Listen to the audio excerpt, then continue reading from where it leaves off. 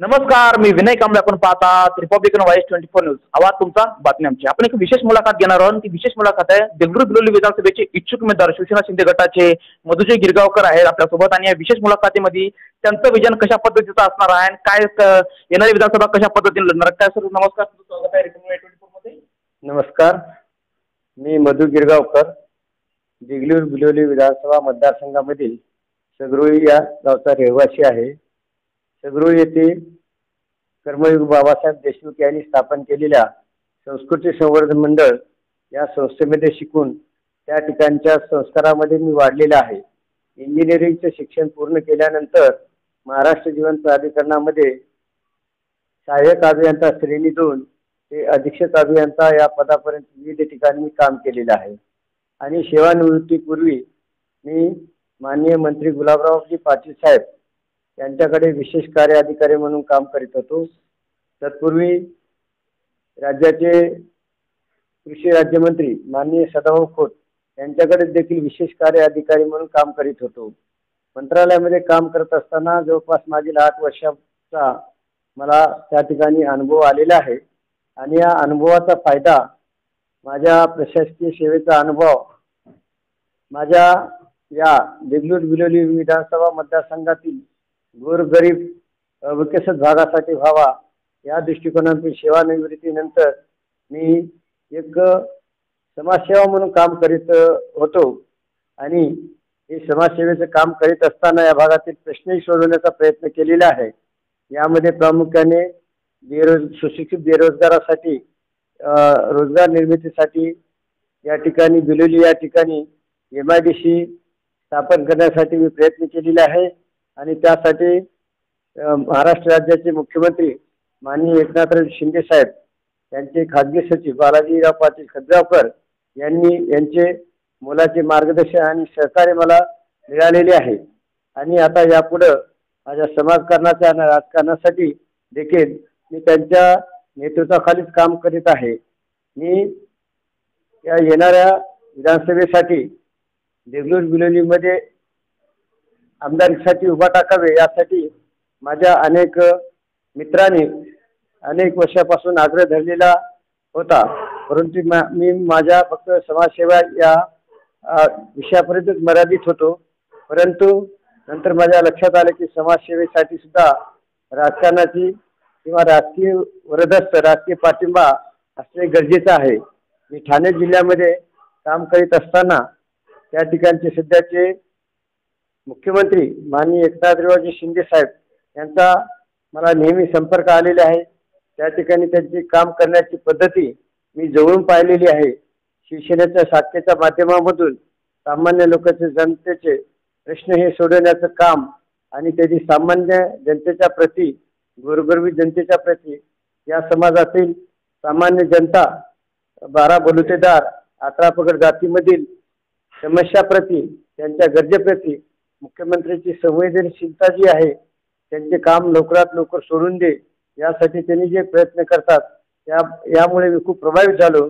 आणि त्यामुळे मला शिवसेनेमध्ये काम करण्याची संधी मिळावी अशी विनंती केलेली होती. त्यानुसार मागील 29 तारखेला मी शिवसेनेमध्ये रीतसर प्रवेश केलेला आहे. त्या ठिकाणी मला हे काम करीत असताना मला अशी खात्री आहे की शिवसेनेच्या शिंदे गटाकडून माननीय मुख्यमंत्रीच्या आशीर्वादाने मला या ठिकाणी आमदारकीसाठी उमेदवारी मिळेल याची मला खात्री आहे. एकूणच तुम्ही जर सांगताय की तुमचं मुंबई येथे पक्षप्रवेश देखील झाला आहे आणि एकूणच किती संख्या होती आणि अनेक तुमच्यासोबत अनेक गावातले सरपंच देखील तुमच्यासोबत प्रवेश केलेले आहेत, काय सांगाल? मी मागील 1.5 वर्षापासून समाजसेवेच्या निमित्ताने काम करीत होतो. काम करीत असताना अनेक याच्या छोट्या छोट्या अडचणी असतील, मोठ्या मोठ्या अडचणी असतील, ते सोडवण्याचा प्रयत्न केलेला आहे. त्याचबरोबर सार्वजनिक स्वरूपाची जी कामं आहेत ती सुद्धा करण्याचा प्रयत्न केलेला आहे. या ठिकाणी शासनाकडून विविध योजनेअंतर्गत 25-15, 90-10, अल्पसंख्याक समाज पुनर्वसन यासाठी वेगवेगळ्या गावासाठी मी शासनाकडे पाठपुरावा करून निधी प्राप्त करून दिलेला आहे. त्याचबरोबर MIDCची निर्मिती करण्याचाही प्रयत्न केलेला आहे. अनेक गावाचे रस्ते जोड यासाठी प्रयत्न केला आहे. आणि त्यामुळे मी अनेकाच्या संपर्कात होतो.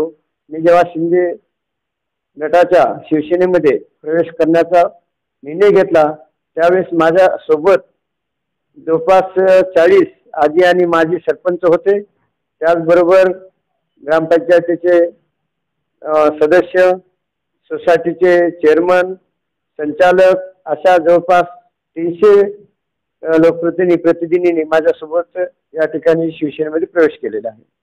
एकूण तुम्ही जसं सांगताय की एकूणच सरपंच असतील किंवा सदस्य असतील अनेक जे बी कोणी हे आहेत की एकूणच कार्यकर्ते म्हणून तुमच्या मोठ्या प्रमाणात जोडलेले आहेत. तर सर एकूण येणारी विधानसभाचं कसं बघताय आणि तुमचं विजन काय आहे?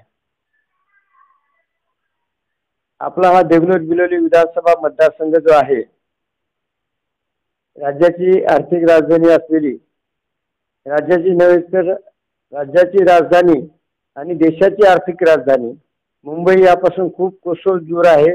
आणि या ठिकाणी हा मतदारसंघ तेलंगणाच्या बॉर्डरवर आणि कर्नाटकच्या बॉर्डरवर वसलेला आहे.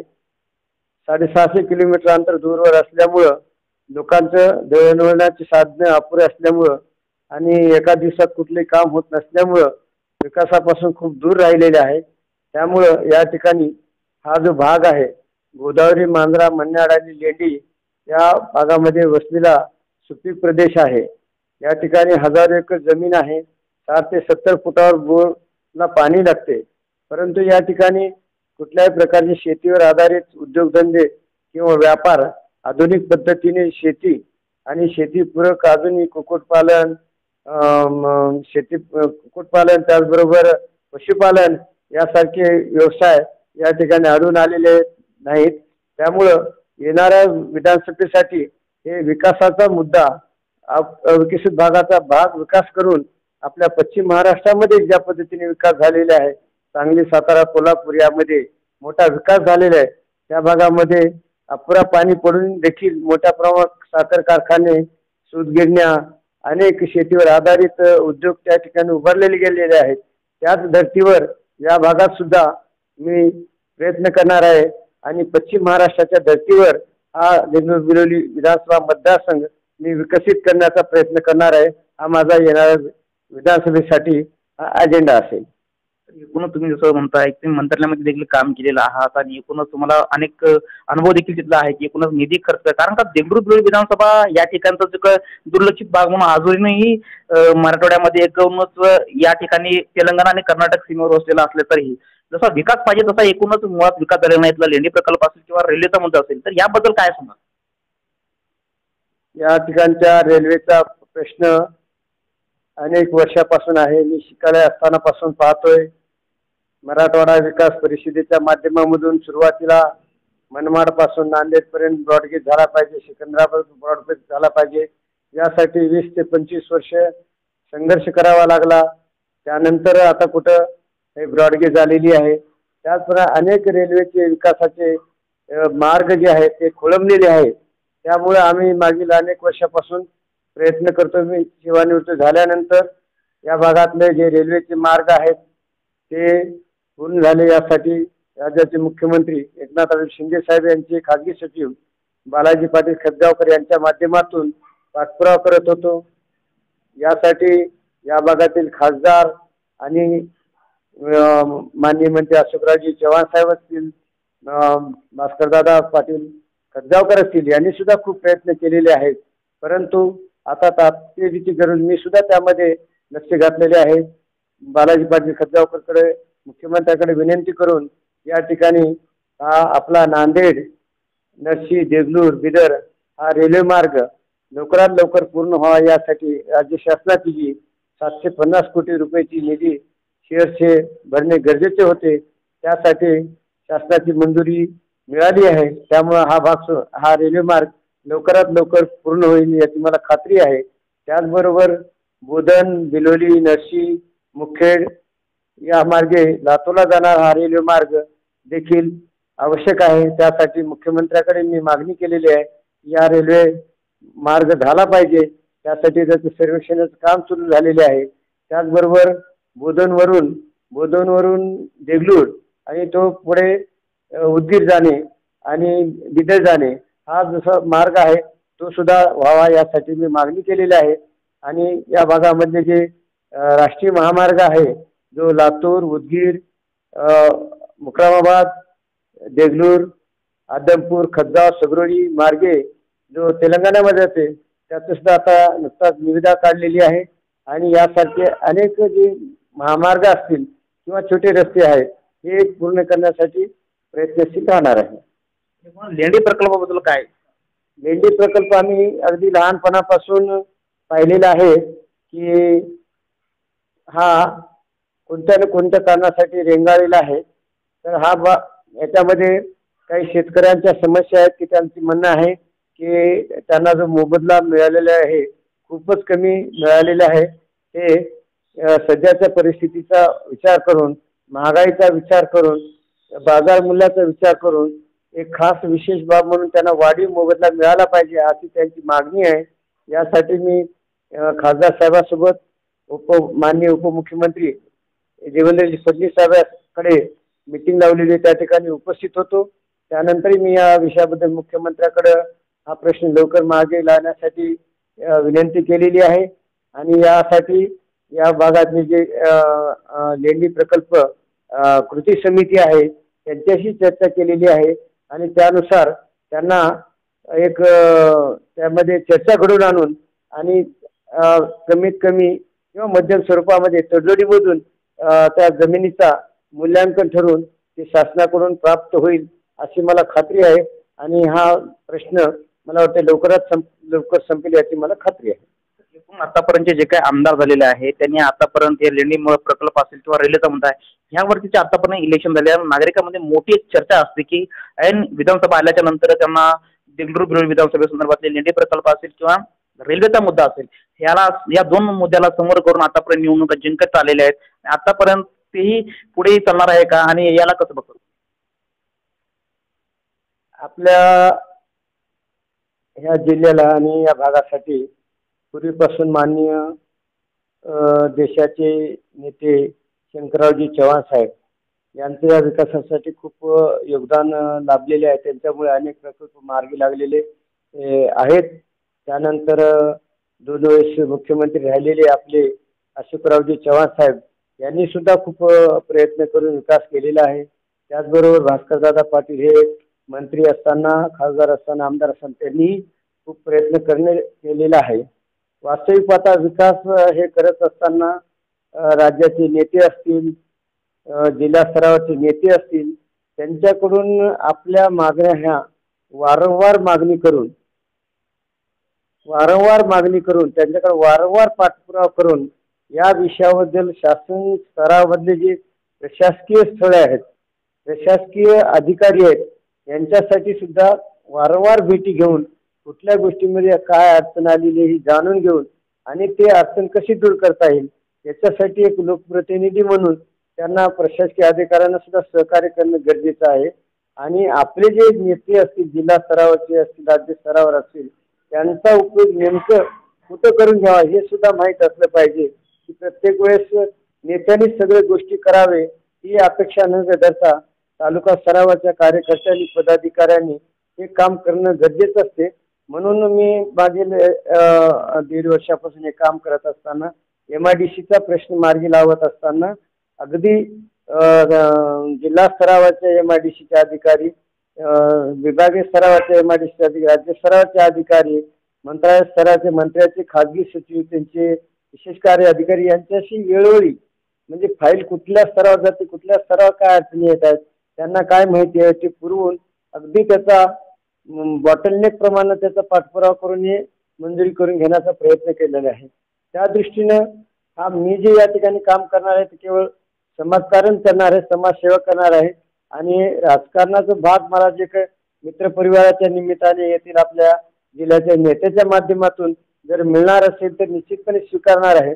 पण जी प्रशासकीय काम करण्याची पद्धत आहे आणि काम करून घेण्याची पद्धत आहे ती प्रत्येकाला जमेल असे माहीत नाही. ते प्रत्येकाची वेगवेगळी एक शैली असते, हातोटी असते, ती त्या पद्धतीने जर केलं तर ते त्याच्यात निश्चितच यश येईल. म्हणून मी येणाऱ्या विधानसभेमध्ये केवळ आश्वासन न देता ती कामे लवकरात लवकर कशी पूर्ण होतील या दृष्टिकोनातूनच प्रयत्न करणार आहे. एकूण तुम्ही जर सांगताय की एमआयडीसीचा मुद्दा आहे, या ठिकाणी रोजगाराचा मुद्दा आहे. या ठिकाणचे देगलूर बिलोलीचे आता जे काही माजी आमदार आहेत, रावसाहेब अंतापूरकर यांचे चिरंजीव आता जितेश अंतापूर यांनी याच्यासाठी मागणी केली आणि बॅनर देखील करण्यात येत आहे. काय सांगाल? मी यापूर्वीच म्हणलेले आहे, प्रकल्प विकास विकास ही एक प्रक्रिया आहे. मोठे प्रकल्प असतील तर मोठा कालावधी लागतो, छोटे प्रकल्प असतील तर छोटा कालावधी लागतो, मध्यम प्रकल्प असतील तर मध्यम कालावधी लागतो.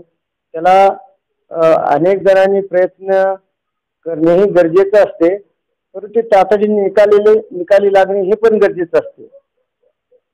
मी असं म्हणत नाही की त्यांनी विकास कामासाठी काहीच प्रयत्न केलेला नाही असं म्हणत नाही, पण विकासाची प्रक्रिया मंद गतीने असण्याचे जलद गतीने होणे गरजेचं आहे. मी कोणाची गती कशा पद्धतीने याच्यावर मी टीका करत नाही. या ठिकाणी जे काही विकास करत आहे त्यासाठी निश्चित त्यांचाही हातभार लागलेला असेल, खारीचा का असेल पण हातभार लागलेलाच असेल ही मान्य करेन, परंतु ही गती अजून अधिक झपाट्यानं करता येणे शक्य आहे अशी याची मला निश्चित खात्री आहे.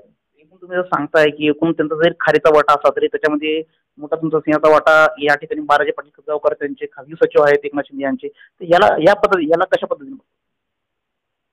निश्चितच आम्ही प्रशासकीय सेवेमध्ये काम करत असताना, मंत्रालयामध्ये काम करत असताना राज्याच्या विविध भागामध्ये म्हणजे सहलीच्या निमित्ताने, त्या ठिकाणी प्रशिक्षणाच्या निमित्ताने, अभ्यास सहलीच्या निमित्ताने पाहणी केलेले, बाहेर देशाची पाहणी केलेली आहे.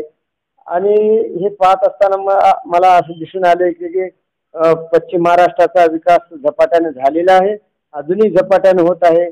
नाशिक, धुळे, जळगाव ह्या भागातही झालेला आहे. इतकेच नव्हे तर गडचिरोली जिल्ह्यासारखा नक्षली जिल्हा, चंद्रपूर, यवतमाळ यासारखा सुद्धा अविकसित भागाचा झपाट्याने विकास होताना दिसत आहे. आणि आता सेवानिवृत्ती झाल्यानंतर देखील 40 वर्षामध्ये जो आपला भाग आहे पूर्वीचा तसाच आम्हाला दिसून येतो. सेवानिवृत्ती केल्यानंतर आम्ही पाठीमागे वळून पाहिल्यानंतर मला असं दिसून आलं आपण खूप या ठिकाणी आलो. अगदी ग्रामीण भागामध्ये एक शेतमजूर, शेतकरी, कामगाराचा मुलगा आज आपण या राज्याच्या एका मंत्रालयातल्या मोठ्या मंत्र्याकडे आपल्याला अत्युच्च ठिकाणी आपल्याला काम करण्याची संधी मिळाली आहे आणि त्यामुळे खूप धन्य आणि म्हणजे समाधानी आहे. परंतु ज्यांच्यामुळे घडलो, ज्या मित्रामुळे घडलो, ज्या समाजामधील आपले ज्यांनी सामाजिक काम करण्यामध्ये काम केलेले आहे त्यांच्या सहकार्यामुळे मी घडलो, त्यांचाही वाटा माझ्या यशामध्ये आहे. त्यामुळे समाजसेवेच्या ऋणातून उतराई होण्याच्या दृष्टिकोनातून आपल्याला काही करता येईल का, त्या दृष्टिकोनातून आता यापुढे मंत्रालयामध्ये काम करण्याच्या ऐवजी या भागामधला आपला विकास कसा होईल, आपला हा भाग पश्चिम महाराष्ट्राच्या धर्तीवर कसा होईल, मुंबई पुण्याच्या धर्तीवर कसा होईल, एक आशावाद आम्हाला वाटतो. आणि निश्चित एक उद्दिष्ट डोळ्यासमोर ठेवून आम्ही काम करतो. कारण आम्ही काम करत असताना आम्ही या खेड्यातलेच आहोत, पण याचं आम्हाला निश्चित वाटते की आपण मुंबईमध्ये येऊन जर मंत्रालय सांभाळू शकतो, राज्याचा कारभार सांभाळू शकतो. माझे मित्र बालाजी पाटील खतगावकर हे देखील याच मातीतले आहेत. आज त्यांनी देखील 20-24 तास माननीय मुख्यमंत्र्यांसोबत काम करत राज्याचा विकासाचा गाडा हाकत आहेत आणि विकासाचा आराखडा तयार आहेत. एवढेच न केले तर ते आणि मी देखील मुंबईमध्ये भिवंडी महानगरपालिका, उल्हासनगर महानगरपालिका, वसई-विरार महापालिका, ठाणे जिल्ह्यामध्ये अतिशय कठीण परिस्थिती असलेल्या भागामध्ये आम्ही काम केलेले आहे. त्या ठिकाणी आम्ही काही नाविन्यपूर्ण प्रकल्प राबवून 20 कालावधीमध्ये आम्ही पूर्ण केलेले आहे. वसई-विरार सारखा पाणी पुरवठा प्रकल्प 45 किलोमीटरची पाईपलाईन आम्ही 2 वर्षामध्ये पूर्ण करून त्याच्यात पाणी पुरवठा चालू केलेला आहे. एका विशिष्ट कालावधीमध्ये आम्ही बालाजीराव पाटील खतगावकर साहेब असतील, मी देखील असेल, आम्ही ते काम पूर्ण केलेले आहे. आणि आमचा जो अनुभव आहे आता इतर कुठं न वापरता आपल्या मतदारसंघामध्येच वापरून आपला हा राहिलेला विकास जो आहे एका विशेष कार्यशैलीने, एका विशिष्ट पद्धतीने जलदगतीने करून राहिलेला मागील 15 ते 20 वर्षाचा विकासाची गती मला खात्री आहे की येणाऱ्या 5-6 वर्षामध्ये मागचा पूर्ण जो बॅकलॉग आहे ते भरून काढता येणं शक्य आहे याची मला निश्चित खात्री आहे. आता या आगामी विधानसभा संदर्भामध्ये महायुतीकडून भारतीय जनता पार्टी असेल किंवा शिंदे गटाकडून देखील मागणी केली जात आहे. तर एकूणच इथली या ठिकाणची जागा ही शिंदे गटालाच मिळाली पाहिजे, एकूणच मोठी चर्चा या ठिकाणी आहे. काय सांगा? आपल्याला माहित आहे की महायुतीपासून स्थापन झाल्यापासून अनेक वर्षापासून युतीमध्ये ही जागा शिवसेनेला आहे.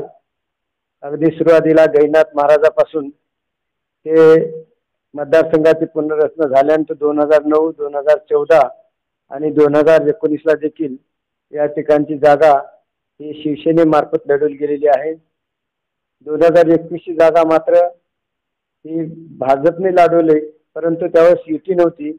युतीमधली शिवसेना हे राष्ट्रवादी आणि काँग्रेस पक्ष यांच्यासोबत सत्तेमध्ये होते, म्हणून त्या ठिकाणी शिवसेना सत्तेत असताना बीजेपी विरोधी पक्षात असल्यामुळे काँग्रेसच्या विरोधामध्ये भाजप ही त्या ठिकाणी निवडणूक लढवलेली आहे. हे पूर्ण अभ्यास पाहता मला असं वाटतं की ही जागा शिवसेनेच्या म्हणजे शिंदे मूळ गटाला म्हणजे शिंदे गटाला सुटेल, याबाबत निश्चित मला खात्री वाटते.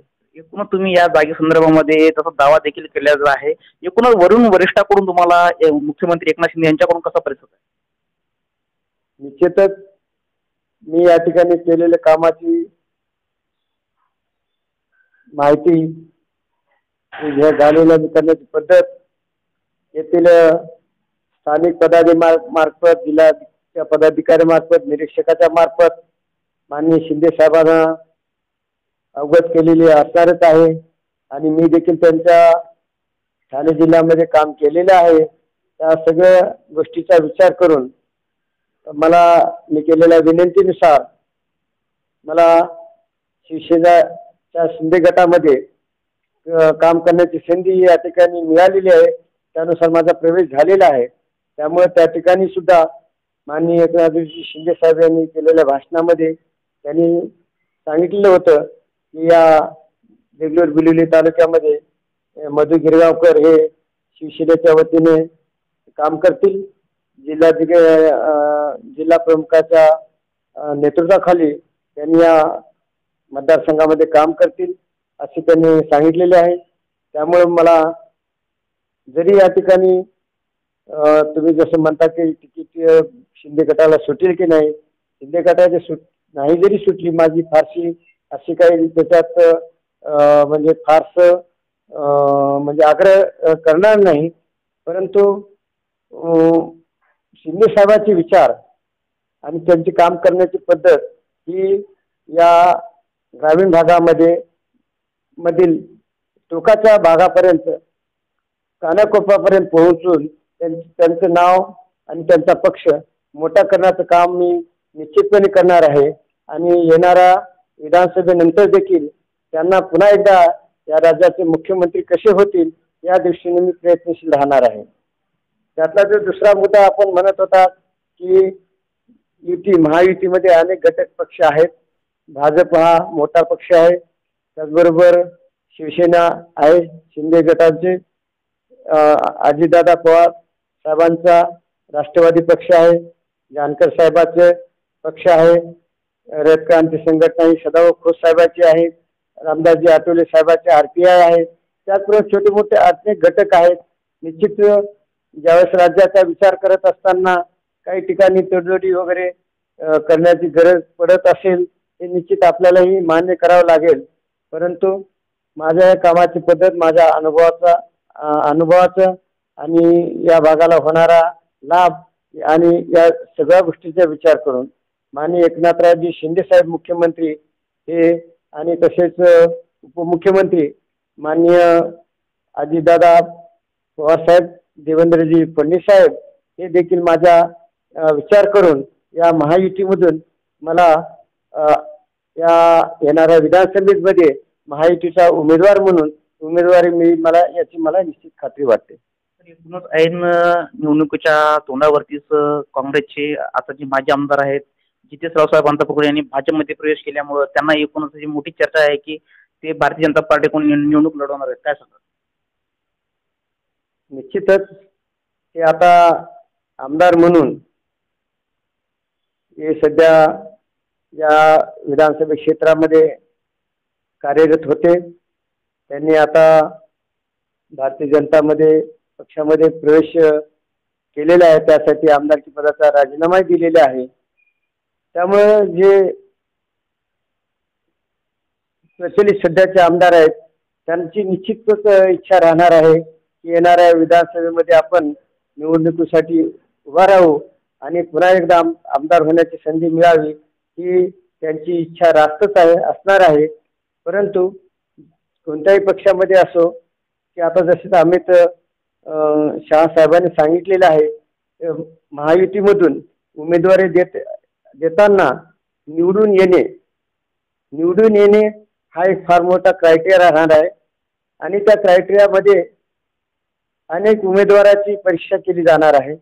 त्यांचं मीडियाच्या माध्यमातून सर्वे केले जाणार आहे आणि सगळ्या गोष्टीचा अहवाला विचारात घेऊन त्यांना जो निवडून येणार आहे या आधारावरच जे कोणी इच्छुक आहेत त्यांच्यापैकी एकाला महायुतीमध्ये उमेदवारी मिळेल याची निश्चितपणे त्या आधारावरच महायुतीमधून एकाला उमेदवारी मिळेल याची मला निश्चित खात्री आहे आणि म्हणजे ते अपेक्षितच आहे आणि त्यातून सगळ्या गोष्टीचा विचार करून मलाही त्यातून उमेदवारी मिळेलच हे अशी मला पण खात्री आहे. एकूणच महाविकास आघाडीकडून मोठ्या प्रमाणात इच्छुकांची मोठी भाऊगर्दी झालेली आहे, पण महायुतीकडून मात्र त्या तसं होताना दिसून येत नाही. असं सध्याच्या म्हणजे जे झालेल्या लोकसभेमध्ये जी निवडणूक झालेली आहे त्यामध्ये आपल्याला माहीतच आहे की महाराष्ट्रामध्ये महाविकास आघाडीला म्हणजे मोठी आघाडी मिळालेली आहे.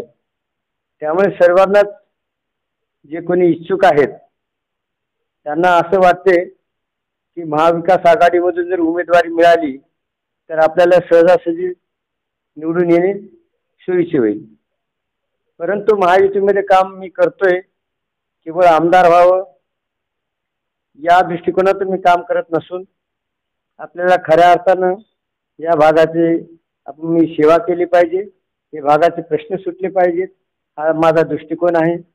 योगायोगाने मागील 8 वर्षापासून मी मंत्रालयात काम करत असताना महायुतीचं सरकार होतं. माझे अनेक म्हणजे मंत्री कार्यालयाच्या अधिकाऱ्याशी हे काम करत असताना जवळचा मित्रत्वाचा संबंध आलेला आहे. काही जणांच्या अधिकाऱ्याचा मोठे अधिकारी यांचाही संबंध आलेला आहे आणि महायुतीमधील काम करण्याची जी पद्धती आहे ती काम करत असताना एक आपल्याला मोठं पद मिळावं यापेक्षा आपल्याकडून सेवा झाली पाहिजे, जनतेची सेवा झाली पाहिजे, नागरिकाची सेवा झाली पाहिजे. शिवसेनेची ही जी भूमिका आहे किंवा शिवसेना हा पक्ष जो स्थापन झालेला आहे तो मुळातच ज्यांना अनेक अडचणी येत होता सामान्य माणसाला, गोरगरीब माणसाला दैनंदिन आरोग्याच्या, शिक्षणाच्या, त्याचबरोबर व्यवसायाच्या, आर्थिक विवंचनाच्या या ज्या गोष्टीच्या गरजा भासाच्या त्या गरजा त्या भागात असलेल्या शाखेच्या माध्यमातून सोडवणूक केलेल्या आहे. तर एकूण शेवटचा प्रश्न आहे की एकूणच लोकांचा तुम्हाला प्रतिसाद कसा आहे काय सांगा?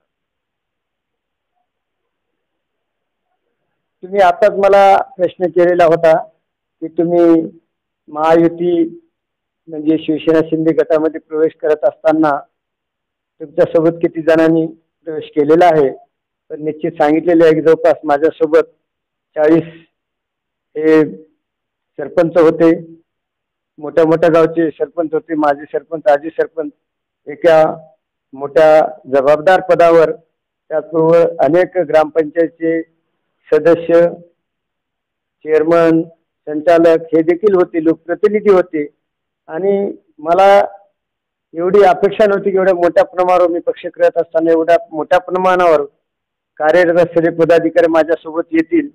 परंतु माझ्या कामातून आलेल्या अनुभवाचा भाग म्हणून त्यांनी माझ्यासोबत घरामधून पाऊल टाकून आणि उघडपणे माझ्यासोबत त्यांनी माननीय मुख्यमंत्र्याच्या समक्ष शिवसेनेमध्ये प्रवेश केलेला आहे. यावरून मला दिसून येते की तुम्हालाही दिसून येईल की मोठ्या प्रमाणावर प्रचंड प्रतिसाद मला या ठिकाणी मिळालेला आहे. मी जिथे गावोगावी जातो त्या ठिकाणी जे कोणी माणसं उपस्थित राहतात ते गर्दी पाहता मला निश्चित खात्री आहे आणि त्यांचे जे प्रश्न सोडवलेले आहेत बऱ्याच ठिकाणी मागील 8 वर्षापासून काम करत असताना मी अनेक जणांचे काम केलेलं आहे हे मी विसरून गेलेलो असतो. पण कोणी कोणी असे येतात भेटतात आणि साहेब आपण 4 वर्षापूर्वी मला भेटलो होतात आणि तुम्ही माझं हे काम सोडवलं, ही समस्या सोडवली, प्रश्न सोडवले हे सांगत असतात. ही निश्चित चांगली गोष्ट आहे. म्हणजे याच्यातून मलाही थोडं फार उत्साह आणि याच्यातून स्फूर्ती मिळते की आपण केलेल्या कामाचं लोक कौतुक करतात आणि या ठिकाणी जाणीव करतात. न बोलवता शिकते. या ठिकाणी आता मी देगलूरच्या ठिकाणी या ठिकाणी मी घर केलेले देगलूर शहरामध्ये रोज किमान 200 व्यक्ती या ठिकाणी कार्यकर्ते पदाधिकारी भेटून विविध प्रश्नाबाबत चर्चा करतात आणि माझ्या भावी कार्यासाठी सुद्धा ते शुभेच्छा देतात आणि राजकारणात जर सक्रिय केलं तर त्यासाठी सुद्धा ते सक्रिय साथ देण्याची मला ते शब्द देतात. त्यावर मला असं वाटतं की मला जनतेचा हा उदंड आशीर्वाद आणि प्रतिसाद आहे.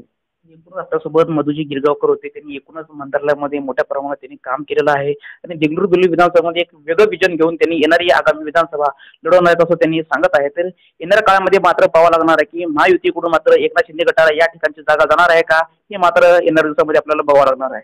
दीपक 24 न्यूज देगलूर.